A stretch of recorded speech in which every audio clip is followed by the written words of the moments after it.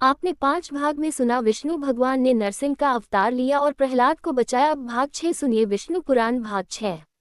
हिरण्यकश्यप ने प्रहलाद का आलिंगन करके कहा, प्रहलाद, तुम्हारी वजह से इतने साल बाद मुझे विष्णु के साथ लड़ने का मौका मिल गया है। शश यूं कहते गदा उठाकर नरसिंहावतार के साथ लड़ने को तैयार हो गया। नरसिंह ने प्रलय गर्जन करते हुए उछलकर हिरण्यकश्यप को पकड़ लिया और उसको सभा भवन के द्वार तक ले गए। इसके बाद अंदर व बाहर से अतीत द्वार के चतुर्भुज पर रात व दिन से परे संध्या के समय आकाश व पृथ्वी से भिन्न अपनी जांघों पर रखकर अस्त्र शस्त्र से परे अपने नाखूनों से उन्होंने ब्रह्मा से प्राप्त सभी वरदानों से भिन्न हिरण्यकश्यप को पेट फाड़कर मार डाला।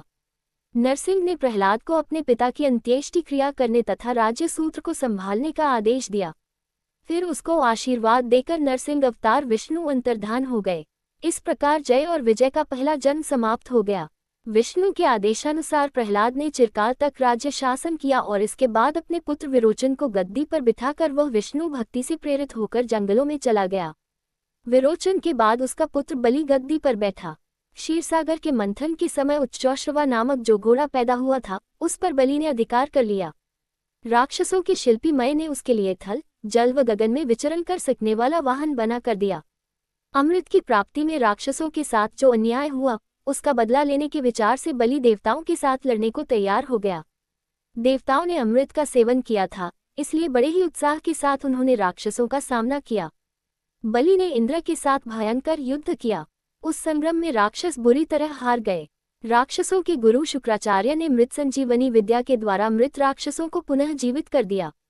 देवताओं से मुंह की खाने के बाद बलि ने बड़े लगन से राक्षसों को फिर से संगठित किया तथा देवताओं को हराकर अपने राज्य का विस्तार किया। सारे भूमंडल पर अधिकार करके बड़ी दक्षता के साथ राज्य करते हुए बलि चक्रवर्ती कहलाया।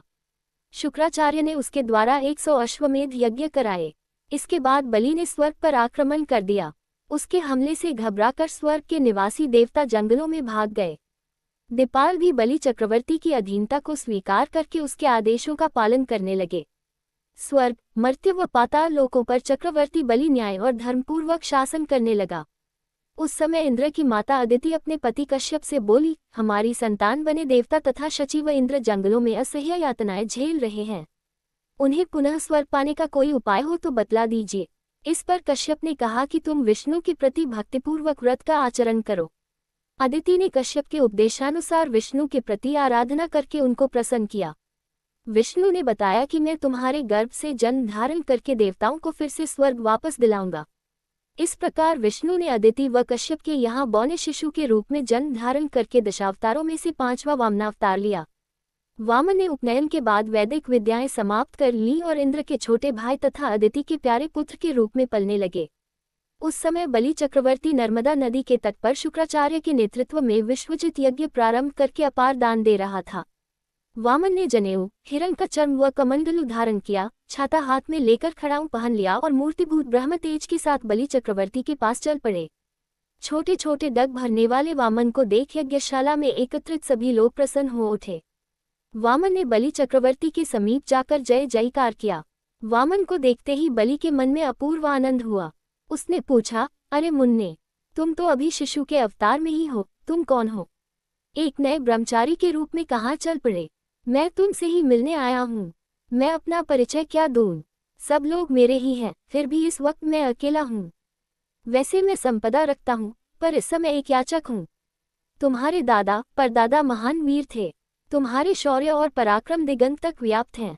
शश वामन ने कहा। इस पर बलि चक्रवर्ती हंसते हुए बोला, आपकी बातें तो कुछ विचित्र मालूम होती हैं। आप शौर्य और पराक्रम की चर्चा कर रहे हैं, युद्ध करने की प्रेरणा तो नहीं देंगे न, क्योंकि इस वक्त मैं यज्ञ की दीक्षा लेकर बैठा हूँ।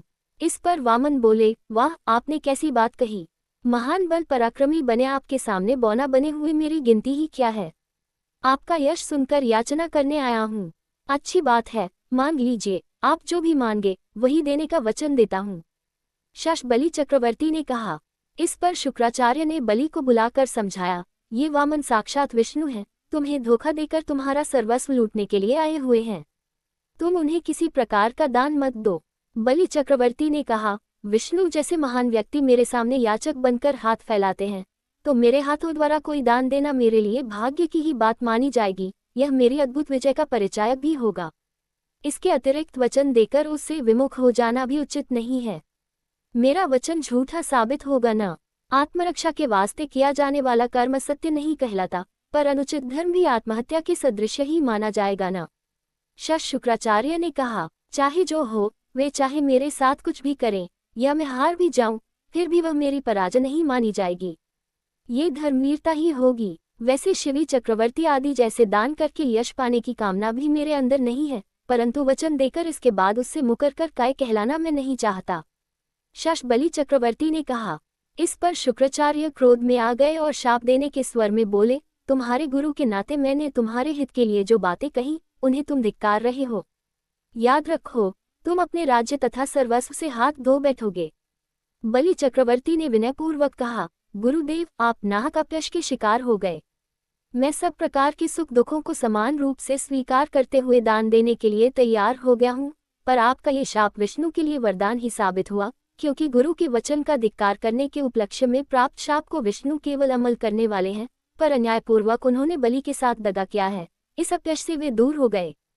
मैं आपके शाप को स्वीकार करता हूँ। शुक्राचार्य का चेहरा सफेद हो उठा। उन्होंने लज्जा के मारे सर झुका लिया। वे निरुत्तर हो गए। इसके बाद बलि वामन के पास जाने लगे। तब शुक्राचार्य ने कहा, हे दानवराज, यह विनाश केवल तुम्हारे लिए ही नहीं, बल्कि समस्त दानव वंश का है और हम सब के लिए अपमान की बात है। शुक्राचार्य ने चेतावनी दी।